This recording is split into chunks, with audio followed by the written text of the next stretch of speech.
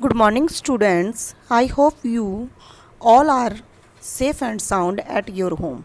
Today we will read a chapter number 7 school की छुट्टियाँ। School की छुट्टियों के बारे में नामक इस पाठ में परीक्षा समाप्त होने तथा छुट्टियाँ पड़ने की खुशी का वर्णन है। स्वामीनाथन और उसके साथी परीक्षा समाप्ति और छुट्टियों की घोषणा के बाद अपना उल्लास कैसे प्रकट करते हैं, इसे पाठ में बताया गया है। आओ इस पाठ को हम पढ़ें। अप्रैल में परीक्षाओं से पहले 2 सप्ताह पहले स्वामीनाथन को लगा था कि पिताजी का मिजाज हुआ व्यवहार या स्वभाव बहुत खराब होता जा रहा है। वे बात का बतंगड़ बनाने लगे थे, जैसे उन्हें अचानक अपने बेटे को तंग करने का फैसला कर लिया हो। अगर वह दादी से गपशप कर रहा होता है तो उससे कहा जाता, याद रखो परीक्षा नज़दीक है, तुम्हारी दादी इंतज़ार कर सकती है लेकिन परीक्षा इंतज़ार नहीं करेगी। अगर वह माँ के पीछे पीछे भागता नजर आएगा तो उसे ढूंढवाकर पढ़ाई करने का आदेश दिया जाएगा। अगर तालुका दफ्तर के घंटे के 9 बजाने के बाद उसकी आवाज़ कहीं सुनाई देगी तो पिता के कमरे से आवाज़ आएगी, स्वामी तुम अभी सोए नहीं, तुम्हें सुबह जल्दी उठना और पढ़ना है। स्वामीनाथन के जीवन का यह बहुत कठिन समय था। एक दिन उसने चिढ़कर पिता से कहा, आप परीक्षा को लेकर इतने परेशान क्यों हैं? तुम फेल हो गए तो मैं फेल नहीं हो सकते, लेकिन तब जब तुम पढ़ोगे और सवालों का ठीक जवाब दोगे। कि पिता की जो टेंशन थी उनके स्वामीनाथन के प्रति वो जायज़ थी।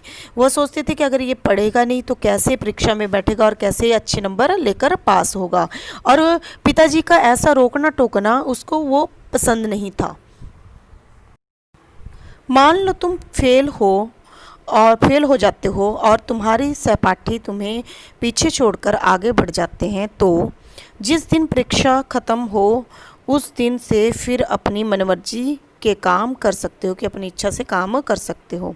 स्वामीनाथन ने सोचा, मान लो मटर मणि राजम और शंकर मुझे छोड़कर दूसरी फॉर्म ए में चले गए तो पिताजी ठीक कहते हैं। फिर पिताजी ने और भी डराने वाली बात कही, मान लो तुमसे नीचे के 5वीं के लड़के तुम्हारे सहपाठी बन गए तो। ऐसा सुनते ही स्वामीनाथन परीक्षा की तैयारी में लग गया। स्वामीनाथन ने आधा घंटा दशमलव के सवालों में लगाया। एक परीक्षा का अंतिम दिन, उस दिन का दृश्य दिखाया जा रहा है। परीक्षा के अंतिम दिन का दृश्य दिखाया जा रहा है।